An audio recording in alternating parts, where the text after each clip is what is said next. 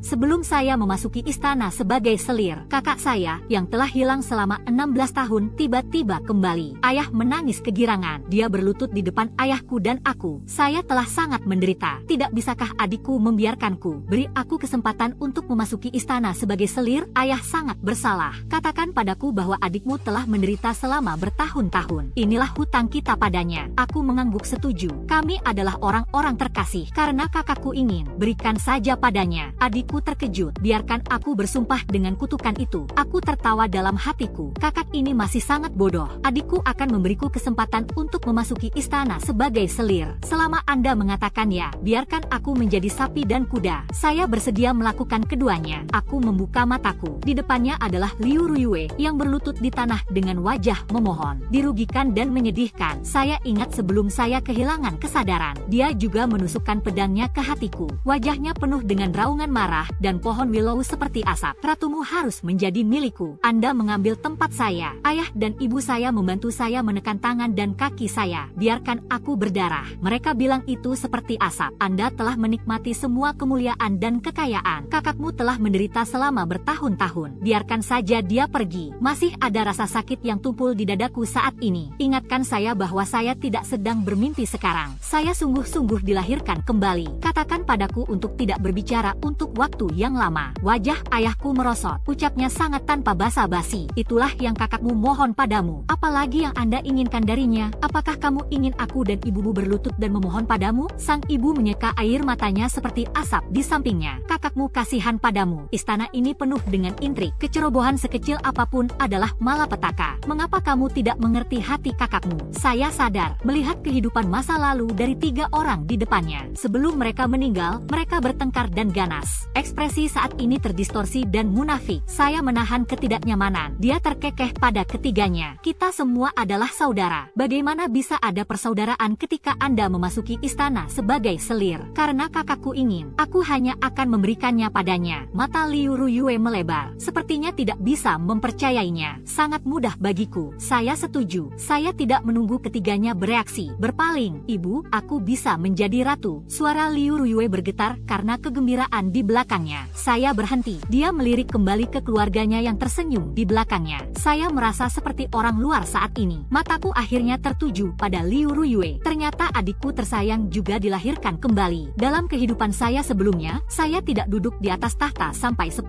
tahun kemudian. Kecuali yang dilahirkan kembali. Tidak ada yang tahu. Jelas, Liu Ruiyue juga terlahir kembali. Liu Ruiyue dan saya adalah saudara kembar. Kami belum lama lahir. Dalam perjalanan kembali ke Beijing untuk melaporkan pekerjaan, dia bertemu dengan seorang bandit. Pemerintah kabupaten setempat mengirim pasukan untuk menyelamatkan kami. Tapi nenek yang menggendong adikku terpisah dari kami. Ayah mencari untuk waktu yang lama tetapi tidak dapat menemukannya. Kakak saya tidak bisa menunda karena dia harus kembali ke Beijing untuk melaporkan pekerjaan. Anda hanya bisa pergi. Selama bertahun-tahun, ayah dan ibuku tidak menyerah mencari Liu Ruiyue. Sampai 16 tahun kemudian, Liu Ruiyue berinisiatif mencari kerabat. Liu Ruiyue hampir persis sama denganku. Tak perlu dikatakan, Anda tahu bahwa itu biologis. Bagaimanapun, kami adalah saudara kembar. Kami tahu dari mulut Liu Ruiyue. Saat itu, nenek kehilangan putranya pada usia dini. Setelah melihat Liu Ruiyue, saya punya pikiran. Saya ingin memperlakukannya sebagai anak perempuan. Itu sebabnya mereka bersembunyi dari kita. Sampai sebelum mama meninggal, baru kemudian mengatakan yang sebenarnya kepada Liu Ruiyue. Liu Ruiyue datang untuk mencari kerabat. Ayah dan ibu tahu bahwa mereka malu pada Liu Ruiyue. Saya sangat mencintainya. Juga karena pemanjaan ayahku yang berlebihan. Mengangkat Willow seperti bulan tanpa hukum. Secara tidak langsung menyebabkan dia menikah di masa depan dan suami istri tidak harmonis. Dalam waktu kurang dari setahun, dia diusir kembali oleh istrinya. Menjadi bahan tertawaan Xiang Jing. Aku kembali ke kamarku untuk beristirahat. Hanya setengah jam dan dia mendengar langkah kaki. Baru saja membuka mataku. Saya melihat Liu Ruiyue berjalan masuk dengan ibunya. Lihat aku membuka mataku. Liu Ruiyue memasang ekspresi menyedihkan. Aku kenal kakak, kamu menggelitiku. Tapi saya dibesarkan di pedesaan. Tidak ada yang perlu dipahami. Tidak apa-apa. Tidak sebagus adikku. Enak sekali. Dinikahkan oleh ibu suri sendiri. Saya sangat menyukai Kaisar. Pada saat metaverse, hanya melirik Kaisar dari jauh. Saya merasa 10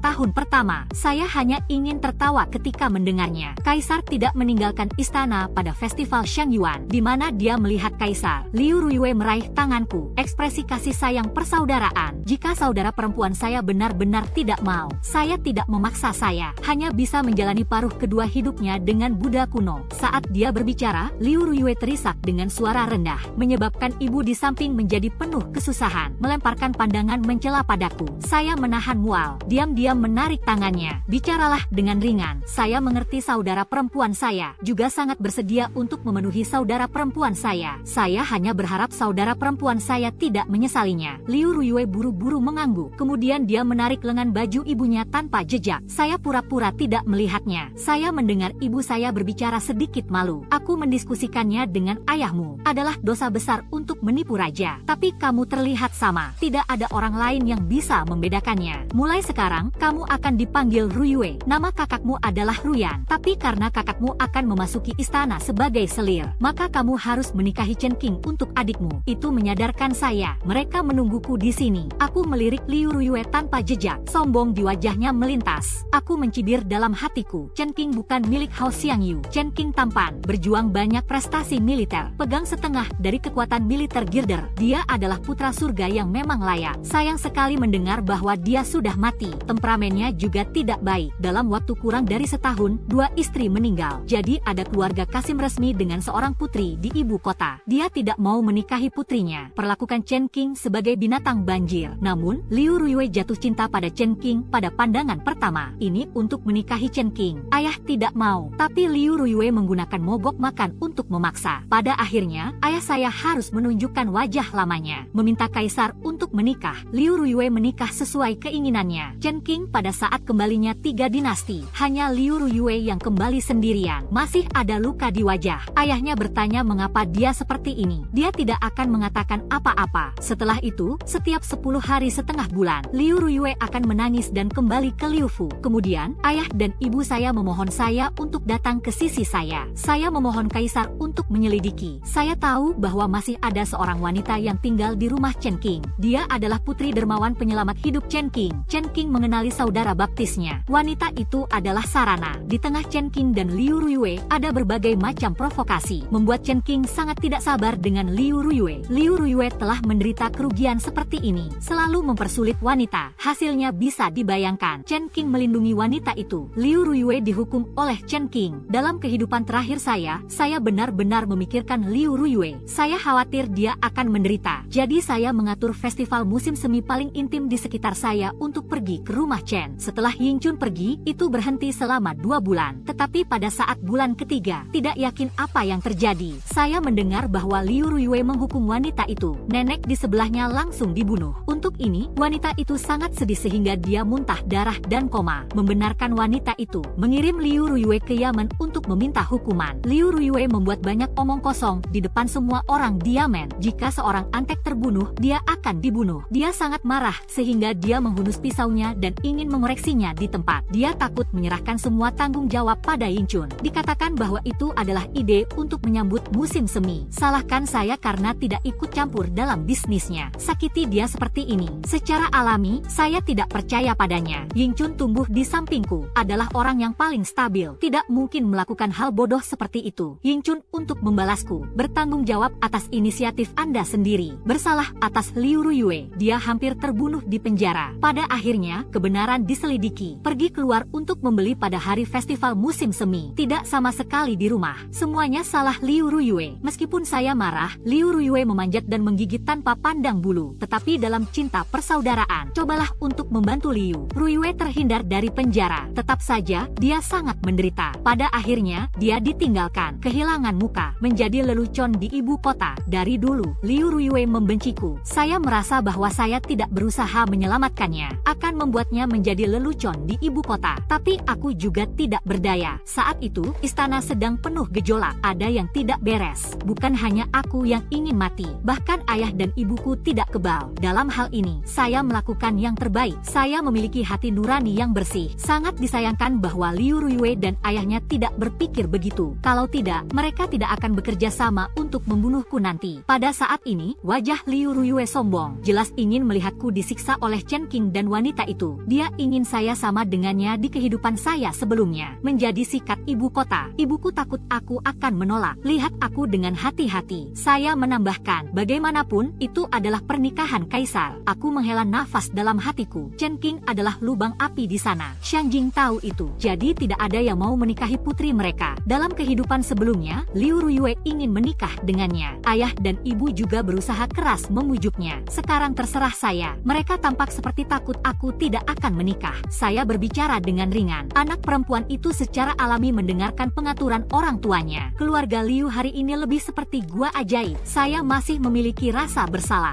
Bagaimanapun, di kehidupan sebelumnya, dia marah pada Liu Ruyue. Saya diam-diam menekan permohonan itu. Dapatkan jawaban saya dengan tegas. Liu Ruyue takut aku akan menyesalinya. Cepat tarik ibunya pergi. Saya takut malam dan mimpi yang panjang. Ayahku pergi ke rumah Chen keesokan harinya. Diskusikan perubahan tanggal pernikahan dari 3 bulan menjadi 1 bulan kemudian. Sebulan kemudian seharusnya menjadi hari aku memasuki istana. Jadi alasan ayah dan ibuku membawa mereka ke dunia luar adalah kami memiliki persaudaraan yang mendalam. Bersiaplah untuk menikah di hari yang sama dan untuk alasan yang bagus. Tidak ada alasan bagi Chen Menshan untuk menolak. Kedua wanita muda itu akan menikah bersama. Seluruh Liu Menshan sibuk. Sebaliknya, saya menganggur. Liu Ruyue datang ke halaman saya untuk berbicara dengan saya ketika dia baik-baik saja. Sederhananya, ini untuk menghubungkan saudara perempuan. Diam-diam, mereka mencoba menipu saya. Cari tahu preferensi Ibu Suri dan Kaisar. Dan entahlah, lagi pula, dia tidak tahu bahwa saya dilahirkan kembali. Dia tidak bisa membantu tetapi membisikkan sepatah kata omong kosong kepadaku. Saya belum pernah ke sini sejak itu. Sisi ayah mengerahkan seluruh energinya di pihak Liu Ruyue. Pada dasarnya, mereka juga tidak datang ke halaman saya. Sampai karena mas kawin, saya melihat mereka bertiga. Liu Ruyue 2 kali lebih banyak dariku di sisi lain. Bahkan musim semi selalu stabil. Mau tak mau aku merasa kasihan padaku. Tuan dan saudari wanita juga terlalu eksentrik. Hal yang sama adalah menikahi seorang anak perempuan. Mahar ini terlalu buruk. Ayah dan ibuku datang untuk memberitahuku tentang ini. Kakakmu memasuki istana sebagai selir. Saya tidak bisa membiarkan orang melihatnya dengan jelas. Setelah dia memasuki istana, dia harus bekerja di banyak tempat. Tidak ada perak untuk cadangan. Chen Menshan hanya memiliki pernyataan. Ketika Anda menikah, Anda akan menjadi tuan rumah. Saya menertawakan itu. Jika bukan kelahiran kembali, bukan itu yang mereka katakan di kehidupan mereka sebelumnya. Dalam kehidupan terakhir saya, ketika saya memasuki istana selir Wei, ayah dan ibuku juga memberiku mas kawin kecil. Saat itu, mereka mengatakan bahwa jika Anda memasuki istana selir Wei kaya dan mulia, bagaimana bisa dibandingkan dengan keluarga kerajaan? Memasuki istana dengan terlalu banyak mas kawin. Sebaliknya, itu akan membuat kaisar salah paham dengan keluarga Liu kita. Kakakmu berbeda. Selir telah menikah 2 kali. Jika mahar kakakmu tidak sebaik 2 sebelumnya, itu akan dipandang rendah oleh antek-antek para abdi dalam. Bagaimana dia akan bertanggung jawab atas rumah di masa depan? Dalam kehidupan terakhir saya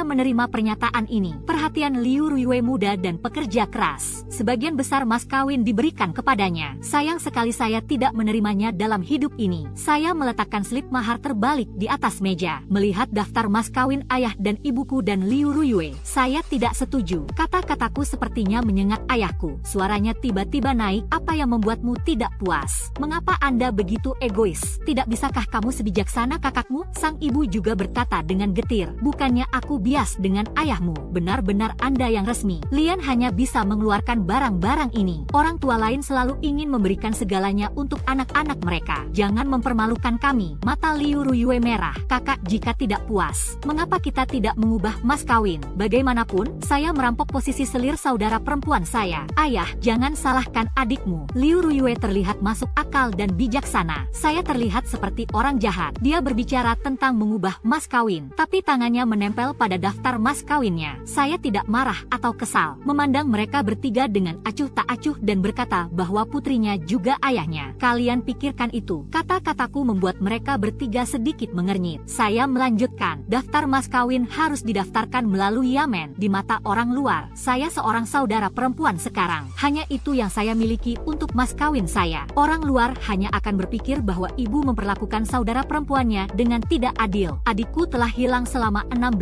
tahun. Ternyata sebaliknya, saya hanya akan merasa bahwa Anda enggan kepada anak-anak Anda. Adikku tidak mengagumi adikku. Itu setara dengan memberi orang lain. Ketika saatnya tiba, orang lain di pengadilan juga akan menyerang masalah ini. Dan setelah saudari itu memasuki istana, selir lain juga akan menganggap saudara perempuan saya sebagai saya. Bicara tentang hal itu, ketika saatnya tiba, jika kaisar juga karena masalah ini, saya tidak tidak menyukai saudara perempuan saya. Begitulah bagusnya. Mereka bertiga hanya mengerutkan kening. Tunggu sampai saya sampai ke kalimat terakhir. Mereka bertiga saling memandang. Wajahnya berubah. Bantuan kaisar dan bagian dari mas kawin. Selama itu tidak bodoh. Sangat mudah untuk membuat pilihan. Mahar tidak hanya terdaftar di Yamen. Setelah memasuki rumah menteri, Anda juga perlu mendaftar ke rumah menteri. Saya tidak bisa menikah sama sekali. Menatap gigi Liu Ruyue yang terkatup. Hatiku bahagia. Ini baru langkah pertama. Mari luangkan waktu kita. Pada hari pernikahan, Tandu memasuki istana dan prosesi penyambutan Chen Menshan. Mereka semua tiba di gerbang rumah. Liu Ruyue mengenakan kualitas terbang. Ada ribuan burung phoenix. Ada kegembiraan yang tak tertahankan di wajahnya. Dia berjalan ke arahku dengan bantuan pelayan depan. Pada titik ini, dia tidak lagi menyembunyikan harga diri dan kegembiraannya. Setelah itu, salah satu dari kita adalah bulan di langit. Salah satunya adalah telapak kaki. Jika Anda tidak bisa bertahan, kamu bisa pergi ke istana dan memohon padaku. Saya melihat persaudaraan antar sister. Mungkin itu bisa membantu Anda. Saya tidak berbicara, hanya menatapnya dengan ringan. Dia tersenyum lebih penuh kemenangan. Kakak, kamu tidak perlu berpura-pura tenang begitu kuat. Saya tahu Anda tidak nyaman. Siapa yang membuat hidupku baik? Anda tidak akan pernah bisa dibandingkan dengan saya. Saya menantikan Anda kembali ke pintu. Anda tidak boleh menjadi bahan tertawaan Xiang Jing. Aku terkekeh. Ini seperti melihat badut. Saya juga berharap Anda dan Kaisar akan bahagia selama 100 tahun. Terlahir sebagai putra bangsawan sejak dini. Liu Ruyue mengira aku sedang menjilatnya. Tersenyum menghina, lalu berbalik dan pergi. Aku melihat punggungnya. Gelengkan kepalamu sedikit. Mengapa dia begitu naif setelah dilahirkan kembali? Dia tidak benar-benar berpikir istana adalah tempat yang baik. Saya harap dia tahu bahwa Kaisar setelah mematahkan lengan bajunya. Jangan menyesali pilihan Anda hari ini. Duduk di rumah baru dengan jilbab merah. Tawa di telingaku berangsur-angsur menghilang. Itu membuat saya merasa seperti berada di dunia yang berbeda. Saya tidak tahu berapa lama waktu yang dibutuhkan. Saya mendengar langkah kaki. Langkah kaki berhenti di depanku selamanya. Kemudian dia tidak menunggu reaksiku. Kemudian saya melihat kepala merah di kepala saya terangkat. Lilin merah menyala tinggi. Dengan cahaya lilin, pria di depannya mengenakan gaun pengantin merah cerah. Pinggangnya lurus. Wajah sampingnya tajam dan tampan dengan rasa keterasingan. Matanya gelap dan tajam. Itu adalah jenderal termuda dari dinasti ini. Chen Qing melihatku dengan jelas. Ada saat tertegun, lalu berpalinglah, berjalan ke meja dan duduk. Tidak ada langkah selanjutnya selama setengah hari. Saya mengenakan hiasan kepala yang berat di kepala saya. Saya hanya merasa sangat tidak nyaman melihat Chen Qing tidak bergerak. Saya berinisiatif untuk berjalan ke meja. Ambil segelas anggur. Aku tahu kamu tidak ingin menikah denganku, tapi kamu tetap harus minum segelas anggur ini. Pernikahan Chen Qing. Liu Ruyue lah yang memaksa ayahku untuk meminta pernikahan. Chen Qing seharusnya tidak puas. Chen Qing mendengarku. Sepertinya kembali ke akal sehatnya. Mengangguk. Sebuah suara yang dalam mengatakan ya. Lalu dia mengambil gelas yang saya serahkan. Minum dengan saya. Saya menggantikan Ying Chundi. Lepaskan dari kepalaku untukku. Chen Qing duduk di meja tanpa ekspresi. Hadir dengan aura ganas. Sangat ketakutan sehingga Ying Chun tidak berani menatapnya. Saya melihat situasinya melalui cermin perunggu. Dia diregangkan lurus. Meskipun dia menyamarkannya dengan baik, tapi aku bisa tahu dia gugup. Ini seperti menikah untuk pertama kalinya. Saya harus mengakuinya. Penuh modal. Sulit menemukan pria yang bisa menandingi penampilannya. Ditambah gelar ksatria yang dia perjuangkan untuk dirinya sendiri. Abaikan wanita di rumahnya. Dan kata-kata kedua istrinya yang meninggal dengan kejam. Chen Qing memang pasangan nikah yang baik. Sayang sekali semuanya tidak bisa berjalan sesuai rencana. Aku melihat keluar pintu tanpa jejak. Hitung waktu. Saya merasa seperti iblis itu datang. Tepat ketika pikiran ini datang kepadaku. Suara-suara pertengkaran terdengar di luar pintu. Sebelum kita bisa bereaksi, suara pertengkaran berangsur-angsur meningkat. Chen Qing juga mengerutkan kening dan melihat keluar pintu. Bang, pintu didorong terbuka dari luar. Seorang nenek menerobos tarikan dan halangan dua pelayan. Bergegas masuk. Chen Qing tiba-tiba bangun. Tanpa sadar gerakan kaki Anda. Lindungi aku dan Ying Chun di belakangmu. Tunggu untuk melihat penampilan Mama King. Dia santai. Mama melihat wajah Chen Qing penuh kepanikan. Oh tidak, nona muda kita baru saja muntah darah. Anda pergi dan menemuinya. Wajah Chen Qing berubah drastis. Tanpa sadar angkat kaki Anda untuk keluar. Dalam sekejap dia kembali sadar. Dia dia berhenti dan menatapku. Dia ragu-ragu. Nenek melihat ini, segera berbalik, bersujud padaku dan memohon Nyonya untuk memaafkan. Biarkan jenderal datang dan melihat nona muda kita. Kehidupan wanita muda kita dipertaruhkan. Sama sekali tidak menyinggung. Nyonya memohon belas kasihan Nyonya. Kasihan dan kasihan nona muda kita, seorang gadis yatim piatu. Biarkan jenderal pergi dan menemuinya. Silahkan, Bu. Mama tampak dengan rendah hati memohon. Tapi setiap kalimat mendorong saya ke pisau. Jika saya menghentikannya lewat, maka besok pasti akan ada desas-desus bahwa saya cemburu dan tidak baik. Tetapi jika saya tidak menghentikan saya hari ini, besok semua orang di ibu kota akan melihatku tertawa. Bagaimanapun, malam pernikahan, mempelai laki-laki diundang oleh wanita lain. Itulah kehidupan yang tidak ingin mengangkat kepala Anda. Reputasi wanita itu sebesar surga. Reputasinya buruk. Bagaimana menghadapi diri sendiri di ibu kota di masa depan? Ying Chun di sebelahnya sangat marah hingga wajahnya memerah. Seluruh tubuh gemetar. Saya tidak sabar untuk pergi dan merobek mulut nenek itu. Tapi saya tidak marah, hanya menatap Chen Qing dengan ringan. Saya akan melihat bagaimana dia menanganinya. Jika seorang pria mendorong seorang wanita ke depan dalam segala hal, apa gunanya itu? Diam dan dimarahi. Dia telah memimpin pasukan sepanjang tahun, dan dia memiliki keagungannya sendiri. Teguran, takut kecuali aku. Yang lain yang hadir tidak berani keluar. Nenek juga menegang di tempatnya. Chen Qing sepertinya memperhatikan bahwa nadanya agak berat, melambat. Katanya kamu kembali untuk merawat nona mudamu dulu. Kemudian, saya meminta dokter untuk datang. Dengan kata lain, dia tidak akan lulus. Dengarkan kata-katanya. Sang mama rupanya tidak bereaksi sesaat. Tampaknya ini tidak diharapkan menjadi kasus. Aku mengangguk dalam hati. Tidak masalah. Sang mama bereaksi. Menangis langsung. Jenderal, nona muda kami hanya mendengarkan Anda. Jika Anda juga tidak menyukainya, dia benar-benar tidak punya tempat untuk pergi. Dia tidak memiliki kerabat di sampingnya. Tuhan kita sebelum dia meninggal, yang paling meyakinkan adalah nona muda kita. Kalau saja dia berada di bawah 9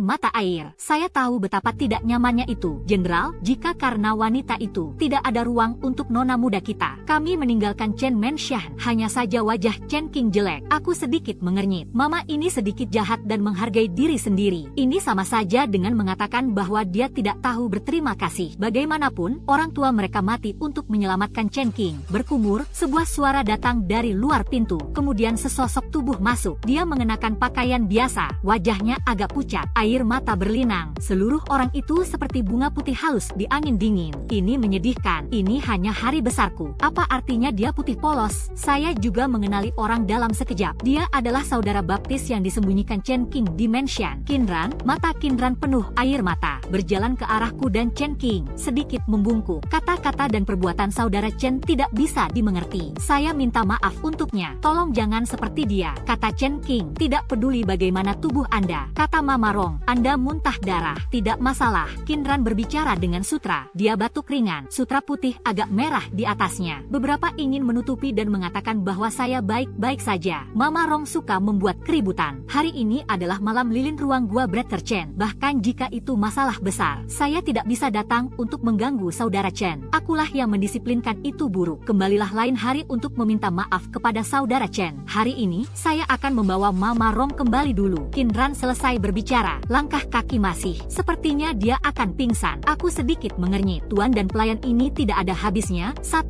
atau 2. Saya benar-benar berlumpur. Tubuh Chen Qing bergerak sedikit. Tanpa sadar, saya ingin menjangkau untuk membantu Kinran. Tapi saya bergerak lebih cepat. Segelintir orang memegang Kinran. Lalu terkekeh ringan. Ini Sister Shikin. Kinran jelas tidak mengharapkan saya untuk memeluknya. Sedikit terpana. Tapi segera sesuaikan mood Anda. Ini adik iparku. Kakak iparku sangat cantik. Saudara kita Chen benar-benar diberkati. Saya tersenyum. Sejak hal itu, Anda memanggil saya kakak ipar. Itu bukan orang luar. Hari ini, kakak ipar, aku akan mengajarimu cara kaisar. Mengatakan itu, saya tidak menunggu reaksi Kinran. Lihat saja Ying Chun untuk membuatnya tampak. Beri aku tamparan di wajah. Ying Chun sudah lama menunggu momen ini. Begitu kata-kata itu jatuh, dia menampar Mama Rong beberapa kali. Mama Rong dipukuli dan diteriaki. Kinran terkejut, buru-buru berhenti. Ying Chun menatapku, kata kakak ipar dengan mata merah. Setiap keluhan bisa datang kepada saya. Mama sudah tua. Mengapa Anda tidak melakukannya padanya tanpa bertanya? Kakak iparku baru saja berjalan di pintu. Saya tidak bisa mentolerir nenek saya dan saya. Lalu aku akan meninggalkan diriku sendiri. Mengapa berteriak dan membunuh? Kinran sepertinya berkata kepadaku. Tapi seluruh orang menatap Chen Qing. Air mata keluhan yang dia katakan tersembunyi di matanya. Terlihat sangat lemah dan menyedihkan. Saya mengulurkan tangan dan menarik Qinran pergi. Yingchun mengambil kesempatan itu untuk melangkah maju dan menekan Mama Rong untuk bertarung. Akan ada beberapa tinju dan tendangan di festival musim semi. Mama Rong tidak bisa menghentikannya sama sekali. Aku menatap Qinran dengan dingin dan berkata, Mama Rong, pada malam pernikahan saya dengan jenderal, saya akan mengundang jenderal kepada Anda, seorang wanita yang belum meninggalkan kabinet. Ini untuk menghancurkan kepolosan Anda dan kepolosan sang jenderal. Dia memiliki pikiran yang kejam. Kakak, kamu masih muda. Sebagai saudara ipar, saya harus mengambil keputusan untuk Anda. Qinran buru-buru menjelaskan. Mama hanya mengkhawatirkanku. Aku mendengus dingin, dan jenderal itu bukan dokter. Mama Rong tidak pergi ke dokter. Sebaliknya, tanyakan kepada seorang jenderal yang tidak tahu cara menyembuhkan. Itulah yang mengkhawatirkan. Atau apakah Anda melakukannya? Qinran tiba-tiba tersedak. Jenderal belum mengatakan apa-apa. Rong Mama mengandalkan yang lama dan menjual yang lama. Ironi tentang jenderal yang tidak tahu berterima kasih. Aku berkata dengan dingin, bagaimana jenderal memperlakukanmu selama ini? Berapa pasang mata yang ada di rumah ini? Jenderal menghabiskan uangnya di Chengdu setiap tahun di halaman Anda. Kita semua tidak tahu apakah itu cukup untuk memberi makan kita. Seberapa jauh Anda ingin dia pergi? Aku tidak akan mengajari Mama Rong pelajaran hari ini. Saya pikir jenderal itu lemah hati. Atau apakah Anda berpikir bahwa jenderal kasihan pada Anda? Qinran tanpa sadar membalas, menatap Chen Qing dengan panik. Saya harap dia mengatakan sesuatu yang adil, tetapi dia tidak bersungguh-sungguh. Pada titik ini, tidak ada niat untuk ikut campur sama sekali. Saya memandang Sister Qinran sambil tersenyum. Anda memiliki hati yang baik. Saya tidak mengerti kengerian gosip, tetapi beberapa antek mengandalkan yang lama dan menjual yang lama. Anda tidak bisa dibodohi oleh mereka. Saat ini, Yingchun sudah berhenti dan berjalan ke sisiku. Dia menjentikan pergelangan tangannya dan bergumam bahwa benda tua ini sangat tebal. Tanganku sakit. Sisi Mama Rong telah dipukuli hingga terpojok. Wajah Qinran membiru dan putih untuk sementara waktu. Setelah beberapa saat, dia tertatih-tatih dan mengucapkan terima kasih, kakak ipar. Saya akan membayar adik ipar saya dengan baik. Setelah mengatakan itu, dia berbalik dan pergi. Bagaimana bisa ada penampilan yang halus sekarang? Dan Mama Rong tertatih-tatih untuk mengikuti. Sebuah lelucon datang dan pergi dengan cepat. Untuk menghindari gosip nanti, saya meminta Yingchun untuk mengundang 2 dokter ke Qinran, dan lainnya bubar. Saya tidak peduli dengan argumen. Pergi tidur dengan lampu padam. Aku mendengar desahan panjang. Kemudian saya merasa bahwa Chen Qing mengambil selimut secara acak. Mereka membuat tempat tidur di samping tempat tidurku. Saya tidak ingin mengatakan apa-apa lagi setelah sehari. Tidak butuh waktu lama untuk berbaring di tempat tidur dan tertidur. Tunggu sampai aku bangun. Ini fajar. Tidak ada mertua untuk melayani dan menetapkan aturan. Saya merasa jauh lebih kuat daripada di kehidupan terakhir saya. Segarkan diri untukku. Selir pergi ke barak pagi-pagi sekali. Jelas bersembunyi dari kerabatnya. Mungkin kasus semalam saya sedikit efektif. Setelah 2 hari, para pelayan di rumah melihat saya dengan hormat. Sisi Qinran juga menjaga dirinya sendiri. Hanya saja orang-orang dikirim untuk mengundang Chen Qing dari waktu ke waktu. Tapi Chen Qing telah berada di barak. Mereka hanya bisa kembali dengan. Dalam 2 hari terakhir, Yingchun juga mendengar bahwa Liu Ruiyue telah menjadi selir. Saya mendengar bahwa Kaisar sangat mencintainya. Saya menghadiahkan banyak hal ke rumah Liu. Ayah dan ibuku sangat bahagia. Yingchun marah tentang ini. Saya selalu memarahi beberapa patah kata ketika tidak ada orang di sekitar. Tunggu sampai hari ketiga. Masih belum ada jawaban. Yingchun menatapku dengan sedikit cemas. Nona kembali ke pintu 3 kali hari ini. Paman saya ada di barak. Belum kembali. Apakah Anda ingin seseorang mencarinya? Aku melambaikan tanganku. Tidak, dia sengaja menghindariku. Bahkan jika Anda pergi dan memintanya, itu tidak berguna. Memiliki kemampuan untuk bersembunyi dariku selama sisa hidupnya. Yingchun sedikit ingin mengatakan sesuatu. Setelah hadiah, aku merendahkan suaraku dan mengatakan apa kebajikan Nona 2. Semua orang tahu bahwa wanita muda itu kembali ke rumah hari ini. Mungkin wanita kedua akan mengirim seseorang untuk menunggu di rumah. Kalau saja paman saya dibandingkan dengan masa lalu, itu pasti dilihat oleh mereka. Rindu lelucon. Saya tidak perlu diingatkan tentang festival musim semi, dan saya yakin akan hal itu. Adikku, jelas tidak sesederhana mengirim seseorang untuk tinggal di Liu S Mansion. Mungkin mereka akan memanggilku langsung ke istana, pamer di depanku. Seperti yang saya harapkan, kereta kembali ke Liu Fu baru setengah jalan, dihentikan oleh 2 kasim. Budak itu diperintahkan oleh selir, undang wanita kedua ke istana. Tuan Liu dan Nyonya Liu sudah memasuki istana terlebih dahulu. Wanita kedua kembali ke Liu Fu dan tidak bisa melihat siapapun. Mendengarkan kata-kata kedua kasim kecil itu, saya tidak mengatakan tidak. Biarkan kereta mengikuti mereka. Istana itu megah. Tidak peduli berapa kali Anda menontonnya, itu masih menakjubkan dan menakutkan. Aku mengambil musim semi bersamaku. Ikuti kasim kecil ke istana selir yang sudah dikenal. Baru saja memasuki halaman. Aku mendengar tawa hangat ayahku dan suara perhatian ibu. Kaisar baik padamu. Anda lemah. Jaga dirimu baik-baik. Yang paling penting adalah melahirkan seorang pangeran kaisar sesegera mungkin. Aku berjalan perlahan ke pintu.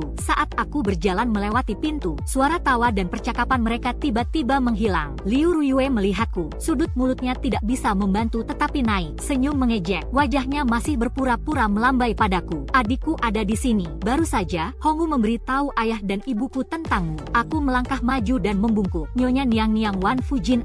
Senyum Liu Ruiyue semakin dalam. Wajah ayah sangat jelek. Kasim yang tidak menungguku memasuki pintu melangkah mundur. Baru saja memarahi saya karena hal-hal yang memalukan. Di seluruh ibu kota menonton lelucon saya. Katakanlah saya dibesarkan dengan baik. Malam pernikahan putrinya berteriak dan membunuh. Sang ibu juga menegur. Di masa lalu, Anda adalah yang paling bebas dari rasa khawatir. Anda sudah terlalu jauh kali ini. Anda bahkan telah memperhitungkan reputasi saudara perempuan Anda. Kakakmu berjalan di atas es tipis di istana. Saya tidak ingin Anda membantu, tapi Anda tidak bisa menahan diri. Liu Ruiyue bertanya padaku dengan ekspresi prihatin. Saya mendengar bahwa Jenderal Chen telah berada di barak selama 3 hari terakhir. Bukankah itu marah pada adikku? Saya mendengar bahwa Jenderal Chen berpikiran sempit. Kakak, kamu harus berhati-hati. Saya bahkan lebih marah ketika mendengarnya. Dasar omong kosong. Apakah Anda tahu pelanggaran? Apa yang akan terjadi pada keluarga Liu saya? Saya tidak peduli jika Anda berlutut atau memohon. Melihat bahwa Anda harus meminta keluhan Anda kembali ke rumah jenderal hari ini. Jika tidak, jangan salahkan saya karena tidak baik. Sang ibu sepertinya membuka mulutnya seperti lingkaran. Ruiyue, kami adalah wanita. Ambil suami sebagai langit. Jangan tidak mematuhi suamimu. Memang benar bahwa Anda melakukan sesuatu yang salah. Anda pergi dan bertanya pada Jenderal Chen. Jenderal Chen adalah seorang jenderal yang hebat. Tentunya aku tidak akan melihatmu menyukaimu. Aku terkekeh. Lihatlah orang tuaku yang memelototiku. Bicaralah dengan ringan. Chen Qing berkata bahwa dia akan menceraikanku. Begitu komentar ini keluar, mata Liu Ruiyue penuh dengan schadenfreude. Ayahku menampar meja. Tak terkendali, katanya sama sekali tidak. Keluarga Liu saya tidak boleh memiliki anak perempuan yang sedang beristirahat. Ibu segera meraih tangan Liu Ruiyue, menghapus air mata. Putri pekerja keras saya. Seberapa baik Anda di istana? Aku memejamkan mata, agak lega, lalu kepada mereka berdua. Anda juga tahu temperamen seperti apa yang dimiliki Selir ketika dia mengungkapkan perasaannya. Rasa malu tak terbendung. Jika orang tuaku tidak menyukaiku, aku malu. Anda dapat memutuskan hubungan. Ayahku memarahi. Angkat tanganmu untuk memukulku. Saya melangkah mundur dan menghindarinya. Itulah yang dikatakan putri saya. Anda tidak takut saya akan memprovokasi Anda? Apakah itu mempengaruhi keluarga Liu? Hari ini adalah waktu yang tepat untuk memutuskan hubungan. Di masa depan, saya tidak akan mengganggu Anda dan Selir Niang.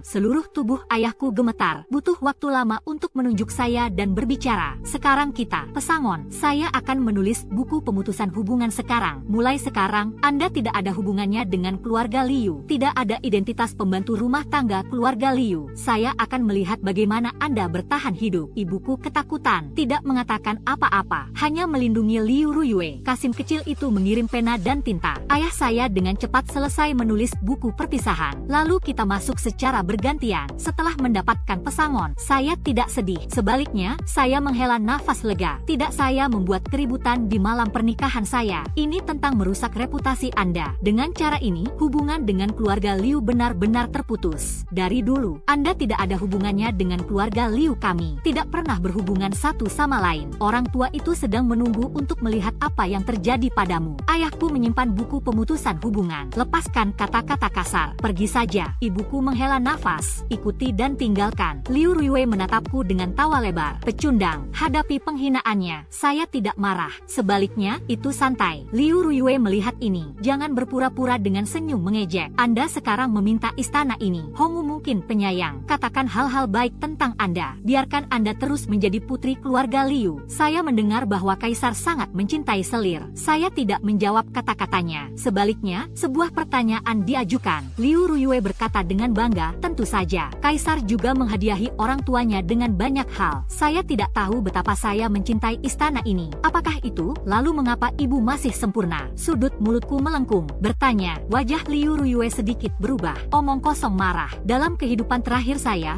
Saya juga menjadi selir setelah memasuki istana. Langit malam pengantin baru menunggu kaisar sepanjang malam. Kaisar tidak datang ke istanaku, tapi keesokan harinya saya masih mengirim banyak barang. Itu juga diberikan ke rumah Liu. Semua orang mengira saya disukai, tetapi kaisar tidak menyentuhku sama sekali. Saya secara tidak sengaja menabraknya dan menggoda seorang pria. Baru kemudian saya tahu segalanya. Saya takut mempengaruhi keluarga Liu. Aku pura-pura tidak tahu apa-apa. Kaisar juga sangat puas dengan reaksi saya. Jadi itu bagus untukku. Dia selalu memberiku segala macam hadiah. Dia akan membiarkan saya makan bersamanya dari waktu ke waktu. Hingga 10. Sang ratu meninggal setahun kemudian. Dia juga menjadikanku ratu di mata orang luar. Aku satu-satunya favorit harem. Tapi hanya aku yang tahu. Kaisar sama sekali tidak peduli padaku. Jadi ayah dan ibu saya meminta saya untuk meniup angin bantal. Ketika tiba saatnya untuk mencari keuntungan bagi keluarga Liu, tidak ada yang bisa saya lakukan. Dapat dilihat bahwa Liu Ruiyue sedikit lemah hati. Aku tersenyum pada selir itu, mengatakan bahwa ibunya berkata ya,